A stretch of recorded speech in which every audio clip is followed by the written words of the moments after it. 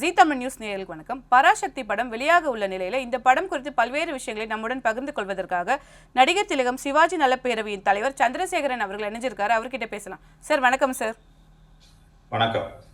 Sir, நீங்க பாத்தீங்கன்னா இப்போ ஒரு கண்டன குரலை கொடுத்திருக்கீங்க அந்த பராசக்தியின் சிவாஜி கணேசன் அவருடைய புகைப்படத்தை வைத்து. இது என்ன பிரச்சனை சார்? இது ஆரம்பத்திலேருந்து பாத்தீங்கன்னா முதல் கோணல் முற்றிலும் கோணல். முதல்ல திரைப்பட தலைப்பு என்பதை வைப்பதில் இருந்தே எங்களுக்கு பிரச்சனை. எங்களுக்குன்னு இல்ல, ஜென்ரலா ஒரு வரலாறு அப்படின்னு இருக்குன்னு சொன்னா, தமிழ் சினிமா வரலாறு எடுத்துக்கிட்டீங்கன்னா பராசக்திக்கு முன் பராசக்திக்கு பின், சிவாஜி அதாவது சிமு சிபி அதாவது கிமு கிபி மாதிரி சிவாஜிக்கு முன் சிவாஜிக்கு பின் பிரிக்கலாம் தமிழ் சினிமால.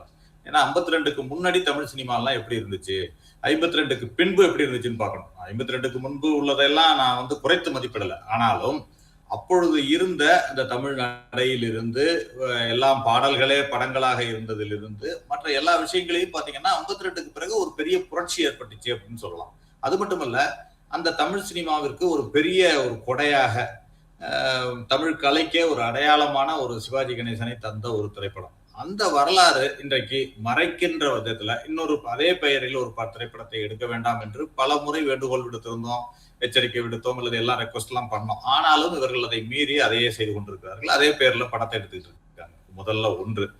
இரண்டாவது, நீங்க புகைப்படத்தை பயன்படுத்துறத நடிகர் திலகத்தை புகைப்படத்தை பயன்படுத்த கூடாதா அப்படின்னு கேட்டா பயன்படுத்தலாம். எப்பொழுது என்று சொன்னால் அது சரியான முறையில் சரியான நடைமுறையில் பயன்படுத்தினா பரவாயில்ல. நீங்க என்ன செய்றீங்க, ஃபர்ஸ்ட் பெயரையே பயன்படுத்தக்கூடாதுன்னு எல்லோரும் வருத்தத்துல இருந்த பொழுது அந்த திரைப்படத்துல அவர்கிட்ட இருந்து நீங்க தீபத்தை வாங்கி நீங்க அவருடைய வாரிசு மாதிரி காட்டிக்கொள்ளுகின்ற விதத்துல அவருடைய பெயரை காப்பாற்ற வேண்டுமே என்ற இதெல்லாம் பேசி அதை செய்வதைத்தான் நாங்க எதிர்க்கிறோம். நீங்க முறைப்படி அனுமதி மீன்ஸ் என்னன்னா, ஏவிஎம் இருந்து நீங்க பெற்றிருக்கலாம், அதாவது டைட்டில பெற்றிருக்கலாம். ஆனால் அந்த டைட்டில பெற்றதிலேயே ஒரு சிக்கல் இருக்கு என்னை பொறுத்தவரை. அந்த டைட்டிலுக்கு உரிமையாளர் என்று சொல்வது வேலூரில் உள்ள நேஷனல் பிக்சர்ஸ், அதாவது பெருமாள் முதலியார் தான் டைட்டிலுக்கு உரிமையாளர். அந்த கடைசி காலத்துல ஒரு இறக்கும் தருவாயில அவர் இந்த டிஸ்ட்ரிபியூஷன் ரைட்ஸ் எல்லாவற்றையும் ஏவிஎம் இடம் கொடுத்திருந்தார். அதுதான். ஆக ப்ரொடியூசர் என்று சொன்னால் வேலூர் நேஷனல் பிக்சர்ஸ் தான் வாங்கியிருக்கணும். டைட்டில் வாங்கணும்னா நீங்க வாங்கணும் தான். ஆனால் அதையும் செய்யல, ஏவிஎம்ல இருந்து பெற்றுக்கொண்டீர்கள். ஆனால் அந்த நடிகர் திலகத்துடைய குடும்பத்தினர் கூட இந்த திரைப்படத்தின் பெயரை இந்த அளவு வைக்க வேண்டாம் என்ற அளவுக்கு ஒரு ரெக்வஸ்ட் கொடுத்ததாக பேசப்பட்டது. அது சிவகார்த்திகேயன் அவர்களிடமும் தெரிவிக்கப்பட்டது. ஆனால் அதை மீறி அவர்கள் இந்த பெயரையும் பயன்படுத்தியதோடு இல்லாமல் இந்த பயன்படுத்தியதற்கு அனுமதி அளித்த கலைஞர் குடும்பத்திற்கும் சிவாஜி கணேசன் அவர்கள் குடும்பத்திற்கும் நன்றின்னு ஒரு விளம்பரத்தை வேற கொடுத்தாங்க. அதாவது அவர்கள் தெரிவிக்காத நிலையில, அவர்கள் பயன்படுத்திக் கொள்ளுங்கள் என்று சொல்லாத நிலையில இவர்கள் அதை தெரிவித்தார்கள். இப்படி எல்லாவற்றிலுமே இவர்கள் முரணாக நடந்து கொண்டு யாரோ ஒருவருடைய உழைப்பை, அந்த டைட்டிலை இவர்கள் அபகரித்து இதனை செய்வதைத்தான் நாங்கள் எதிர்க்கிறோம். அதை தொடர்ந்து இவர்கள் செய்து கொண்டிருப்பதைத்தான் எதிர்க்கிறோம். சரி, இப்போ பராசக்தி அப்படிங்கிற பேர் வச்சிருக்கிறது. இப்போ சிவாஜி கணேசன் ரசிகர்கள் இருக்கும்போது அடுத்த தலைமுறைக்கு, இப்போ 2K கிட்ஸ், ஜென்சி கிட்ஸ்களுக்கு இந்த பெயரை கடத்தி செல்வது சிவாஜி கணேசன் அவர்களுக்கு தானே ஒரு பெருமை. இதை நம்ம அப்படி கூட பார்க்கலாம் இல்லையா? நீங்க சொல்றதை இன்னொரு விதமா பாக்குறேன். நீங்க 2K கிட்ஸ், ஜென்சி கிட்ஸுக்கெல்லாம் நீங்க சொல்றப்ப இன்றைக்கு கூகுள் இந்த மாதிரி உள்ள தேடுதளம் எல்லாம் இருக்குல்ல, நீங்க பராசக்தின்னு போட்டீங்கன்னா சிவகார்த்திகேயனுடைய பராசக்தி தான் ஃபர்ஸ்ட்ல வரும். இன்னும் கொஞ்ச நாள் அடுத்தது படம் ரிலீஸ் ஆகி இதெல்லாம் வர்றப்ப சிவகார்த்திகேயனுடைய படம் தான் வரும். ஏன்னா அவர்களுடைய விளம்பரம், இப்ப உள்ள அந்த ட்ரெண்டிங் விஷயங்கள் இதெல்லாம் பார்க்கும்பொழுது இதுதான் வரும். சிவாஜி கணேசனின் பராசக்தின்னு போட்டாதான் அது வரும். அந்த லெவலுக்கு அது அடுத்த நிலைக்கு கொண்டு செல்லப்படும் என்பதுதான் எங்களுடைய அச்சம்.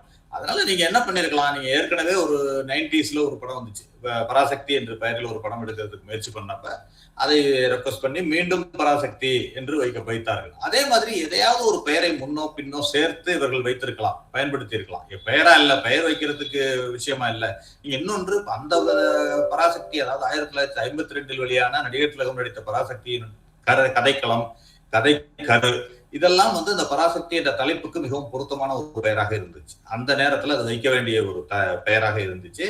அது இன்று வரை, இன்றைக்கு பாத்தீங்கன்னா ஒரு கோர்ட் சீன் அப்படின்னு எடுத்துக்கிட்டீங்கன்னா பராசக்தி வராத ஒரு இதே இருக்காது, தொலைக்காட்சியே இருக்காது. ஏதாவது ஒரு தொலைக்காட்சியில அந்த கோர்ட் சீன், அந்த படங்கள்ல அதை பத்திய உள்ள விஷயங்கள்லாம் வந்துகிட்டே இருக்கும். ஒரு காலகட்டத்துல ஸ்டுடியோக்குள்ள என்ட்ரி ஆகணும்னாலே அந்த தசனத்தை பேசி என்ட்ரி ஆனவர்கள் நிறைய பேர் இருக்காங்க. நிறைய நடிகர்கள் அதை சொல்லி குறிப்பிட்டும் இருக்கிறார்கள்.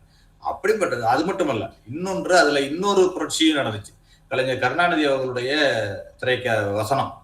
நீங்க அதற்கு முன்பும் கலைஞர் அவர்கள் வசனம் எழுதியிருக்கிறார். பல படங்களுக்கு வசனம் எழுதியிருக்கிறார். எம்ஜிஆர் படங்கள் உட்பட வசனங்கள் எழுதியிருக்கலாம். ஆனால் அதெல்லாம் பெரிய அளவில் பேசப்படவில்லை. இந்த திரைப்படத்தில் இருந்துதான் அவருடைய கதை வசனம் என்பது மிகப்பெரிய அளவில் பேசப்பட்டது. சிவாஜி கலைஞர் காம்பினேஷன், அதாவது இவருடைய நடிப்பு, இவருடைய உச்சரிப்பு, அவருடைய வசனம் என்பது வந்து மிகப்பெரிய அளவில் பேசப்பட்டது. ஏனென்றால் நீங்க கிட்டத்தட்ட 75 திரைப்படங்களுக்கு கலைஞர் அவர்கள் வசனம் எழுதியிருக்காரு. ஆனா நடிகர் திலகம் அவர்கள் மூலமாக பேசிய வசனங்கள் மட்டுமே இன்னைக்கு பெரிய அளவுல பேசப்படுகிறதுங்கிறத நம்ம மறுக்க முடியாத உண்மை. அப்படி இருக்கின்றப்ப 2 ஆளுமைகள் இன்றைக்கு வந்து கலைஞருடைய வசனம், நடிகர் திலகத்துடைய நடிப்பு, இந்த 2 ஆளுமைகளும் இருக்கின்ற ஒரு திரைப்படத்தோட அந்த வரலாறு என்பது மறைக்கப்படுகிறது. அதை செய்ய வேண்டாம். நீங்கள் வந்து இந்த இந்த திரைப்படத்துக்கு இந்தி எதிர்ப்பு போராட்டம் தான் கதைக்களம் அப்படின்னு சொல்றீங்க. இந்தி எதிர்ப்பு போராட்டத்துக்கு கதைக்களத்துக்கும் பராசக்தி என்ற தலைப்பிற்கும் என்ன சம்பந்தம் தெரியல. அதற்கு வேற ஒரு தலைப்பு வைத்திருக்கலாம், அந்த போராட்டம் சம்பந்தமான ஒரு தலைப்பு வைத்திருக்கலாம். ஆனால் இந்த தலைப்பை வைத்திருப்பதற்கு காரணம் ஏற்கனவே ஒரு பிரபலமான ஒரு டைட்டிலை இவங்க வந்து ஒரு அட்வான்டேஜா எடுத்துக்கிட்டு அதை அவர்கள் பயன்படுத்துகிறார்கள். அதாவது அது அந்த அவர்களுடைய உழைப்பை இவர்கள் திருடுகிறார்கள் என்றுதான் நான் சொல்ல வேண்டியிருக்கும். இது வந்து ஒரு சரியான நடைமுறை அல்ல. தமிழ் சினிமாவுக்கும் ஒரு சரியான நடைமுறை அல்ல. ஒரு பெரிய ஒரு லெஜண்ட், அவருடைய வரலாறு, அவர் தொடங்கியது அந்த திரைப்படம் தான் முதல்ல இது பண்ணது. அந்த திரைப்படத்தை நீங்க வந்து வேற பெயர்ல வைக்கிறது என்பது, அதை மீண்டும் பயன்படுத்துவது என்பது நிச்சயம் முறையான செயலாக இருக்காது என்பதற்காகத்தான் நாங்கள் இந்த எதிர்ப்பை தெரிவிக்கிறோம். சரி, இப்போ நீங்கள் எதிர்ப்பை தெரிவிச்சிருக்கீங்க. படத்தின் பெயர் வந்து இப்போ மாற்றுவதற்கான வாய்ப்புகள் இல்லை. இந்த போஸ்டருமே வந்து ஒரு எதிர்ப்பை தெரிவித்த போதும் அது அவங்க படக்குழுவினர் தரப்பில் எந்த விதமான ஒரு பதிலும் தரப்படவில்லை. அடுத்த கட்டமாக என்ன செய்யலான்ற முடிவில் இருக்கீங்க?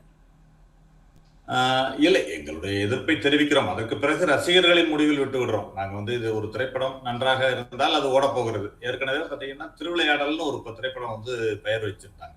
நான் வந்து கோர்ட்ல அதற்கான வழக்கு போட்டிருந்தேன். சிவாஜி பேரவை சார்பாக ஒரு வழக்கு தொடுத்து அப்புறம் அதை வந்து திருவிளையாடல் ஆரம்பம் அப்படின்னு போட்டாங்க. ஆரம்பம்ன்றத சின்ன வார்த்தையா போட்டு அப்புறம் திருவிளையாடல் பெருசா போட்டாங்க. வாட் எவர் இட் இஸ், அதை பத்தி பிரச்சனை இல்லை. ஆனா அது மாதிரி ஏதாவது ஒரு சமரசத்திற்கு இவர்கள் செய்திருக்க வேண்டும். நீங்க அதற்காக இவர்கள் கண்டுகொள்ளவில்லை, தொடர்ந்து இதையே செய்து கொண்டிருக்கிறார்கள், இப்படித்தான் வெளியிட போகிறார்கள் என்பதற்காக நாங்கள் எங்கள் எதிர்ப்பை தெரிவிக்காமல் இருக்க முடியாது என்பதைத்தான் நாங்கள் குறிப்பிடுறாங்க. அதாவது எங்களுடைய எதிர்ப்பை தெரிவிக்கிறோம். இது மக்களிடம் சென்று அடையட்டும். அடைஞ்ச பிறகு யார் அது நல்லது எது, இதில் சொல்வது யார் சரியான விஷயம் அப்படிங்கிறத மக்கள் தீர்மானிக்கட்டும். படம் நன்றாக இருந்தால் ஓட போகிறது, அதுதான். அதை பற்றி வேற ஒன்றும் நான் கருத்து சொல்வதற்கு இல்லை. இன்னொன்று இங்க குறிப்பிட விரும்புகிறேன். இந்த பராசக்தி, அதாவது இது டூப்ளிகேட் பராசக்தின்னு தான் சொல்லுவேன். ஒரிஜினலாக இருக்கின்ற 1952 வெளியான பராசக்தியை டிஜிட்டல் வடிவில் வெளியிடுவதற்கான முயற்சிகள் நடந்து கொண்டிருக்கின்றன. அதற்கான வேலைகளும் நடந்து கொண்டிருக்கின்றன. இந்த திரைப்படம் நடுவில் வந்ததால் அதை நிறுத்தி வைத்திருக்கிறோம். வேலூர் நேஷனல் பிக்சர்ஸ் சார்பாகவே இந்த டிஜிட்டல் முறையில் இந்த படம் தியேட்டர்களில் வெளியிடுவதற்கான முயற்சிகள் நடந்து கொண்டிருக்கின்றன. இந்த திரைப்படம் வந்து சென்ற பிறகு ஒரிஜினலாக அந்த திரைப்படமும் டிஜிட்டல் அளவில் ரசிகர்களிடம் சமர்ப்பிக்கப்படும். அப்போது அவர்கள் தீர்மானிக்கட்டும். ரசிகர்கள் வந்து எது பராசக்தி என்ற டைட்டிலுக்கு எது பொருத்தமான படம் என்பதை ரசிகர்கள் முடிவிலேயே விட்டுவிடலாம் என்றுதான் நாங்கள் நினைக்கிறோம். சரி, இப்போ வந்து ஏற்கனவே பார்த்தீங்கன்னா ஜனநாயகன், பராசக்தி அடுத்தடுத்த நாட்கள் வெளியாவதற்கு ஏற்கனவே ஒரு சில சிக்கல்கள் இருக்கு.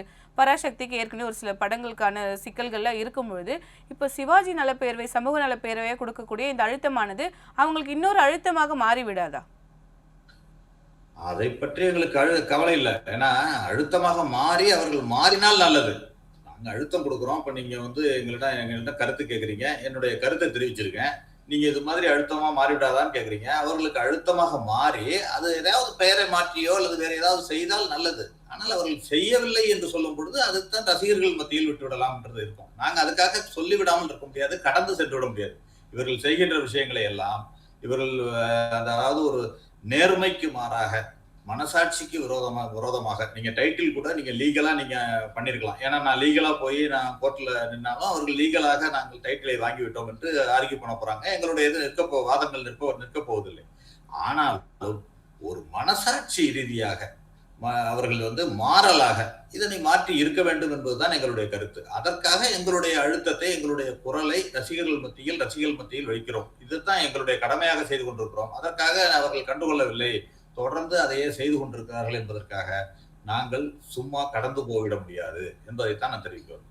சார், இப்போ பிரபுவின் குடும்பத்தினரை வந்து நீங்க அணுகுனீங்களா? ஏன்னா வந்து சிவாஜி கணேசன் அடுத்தடுத்து நீங்க சொல்லி உங்களுடைய அறிக்கையில குறிப்பிட்டது போல பிரபு அவர்கள், விக்ரம் பிரபு அவர்கள் அவரோட வாரிசுகளாக இருக்கும்போது அவர்களை வந்து நீங்க அணுகுனீங்களா? அவங்க தரப்புல ஏன்னா எந்த விதமான ஒரு கண்டனமோ எதிர்ப்போ தெரிவிச்ச மாதிரி தெரியல. இதை எப்படி பாக்குறீங்க? நீங்க அவங்கள வந்து காண்டாக்ட் பண்ணீங்களா? இல்லை, அவர்களுடைய உணர்வுகள் எங்களுக்கு தெரியும். நீங்க அவர்கள் பராசக்தி என்ற பெயர் வைப்பதிலிருந்து அவர்களுடைய மனம் புண்பட்டிருக்கிறது என்பது தெரியும். அது மட்டுமல்ல, இப்படி பயன்படுத்துவது, அதாவது திரையுலகுல நடிகர் திலகத்தின் வாரிசுகளே கோலோச்சிக் கொண்டிருக்கும் சூழ்நிலையில, இவர்கள் அவர்களை எந்த விதமான கன்சல்டேஷனோ அல்லது அவர்களை கேட்டார்களா என்ற தகவலே எந்த இதுவும் இல்லாம, இவர்களாகவே எல்லாவற்றையும் பயன்படுத்திக் கொண்டு செயல்படுவது கண்டிப்பாக அவர்கள் மனமும் புண்படும் நிலையில் தான் இருக்கிறது என்பதை நான் அறிவேன். அது அணுக வேண்டிய தேவையே கிடையாது. ஏனென்றால் அதை ரிஃப்ளெக்ட் பண்ணக்கூடிய விஷயத்துல தான் நாங்க இருக்கோம். வெளிப்படையாக அவர்கள் கண்டனம் தெரிவிக்க முடியாது. ஏனென்றால் அவர்களும் இந்த திரைத்துறையில் இருப்பதனால் இதனை வெளிப்படையாக தெரிவிக்காமல் இருக்கலாம். ஆனால் எங்களுடைய ரசிகர்களாகிய நாங்கள் இதனை வெளிப்படையாக எங்கள் உணர்வுகளை பொதுவெளியில் தெரிவிக்க வேண்டிய கட்டாயத்திற்கு இருக்கிறோம். அதைத்தான் இப்பொழுது செய்து கொண்டிருக்கிறோம். சார், பராசக்தி படம் வந்து நீங்க எதிர்ப்பு தெரிவிச்சாலும் இப்போ வந்து படம் வந்து வெளியாக போகுது ஜனவரி 10ஆம் தேதி. படத்தை பார்ப்பதற்கு திட்டம் வச்சிருக்கீங்களா? நீங்க என்ன முடிவு எடுத்திருக்கீங்க? அன்னைக்கு என்ன மாதிரியான திட்டம் வச்சிருக்கீங்க? படம் பார்ப்பீங்களா? கண்டிப்பாக அந்த படத்தை யாரும் நாங்க பார்க்க மாட்டோம். எங்களை பொறுத்தவரை பராசக்தி என்றால் நடிகர் திலகம் சிவாஜி நடித்த பராசக்தி தான். அதை தவிர எந்த பராசக்தியையும் நாங்கள் ஏற்றுக்கொள்ள தயாராக இல்லை. கண்டிப்பாக அந்த படத்தை நாங்கள், எங்கள் ரசிகர்கள் ஒருவர் கூட சென்று பார்க்க மாட்டோம். அது எப்படி இருந்தாலும் சரி, நன்றாக இருந்தாலும் சரி, நன்றாக இல்லை என்று சொன்னாலும் சரி, எங்களுடைய ரசிகர்கள், சிவாஜி ரசிகர்கள் முழுமையாக அதை புறக்கணிப்பார்கள். அது வேறு. அது இல்லாமலே அவர்கள் படம் ஓட போகுது, ஓடுது, ஓடலன்றது பொதுவெளியில் உள்ள ரசிகர்களுடைய உரிமை. அது நான் எதுவும் தடுக்க முடியாது. ஆனால் நாங்கள் எதுவும் பார்க்க மாட்டோம். ஆனால் போராட்ட ரீதியில் ஏதாவது செய்யலாமா என்று கூட ஒரு கட்டத்தில் யோசித்தோம். ஆனால் அதை வேண்டாம் என்ற முடிவுக்கு இன்றைக்கு வந்திருக்கிறோம். போராட்டமோ அல்லது வேறு ஏதாவது செய்தால் அது ஒரு சட்டம் ஒழுங்கு பிரச்சனையோ அல்லது வேறு ஏதாவது ஒரு பிரச்சனையோ இருக்கலாம், கிளப்பலாம். அந்த வகையில் செல்ல வேண்டாம். இதை ரசிகர்கள் முடிவுக்கு விட்டு விடுவோம்.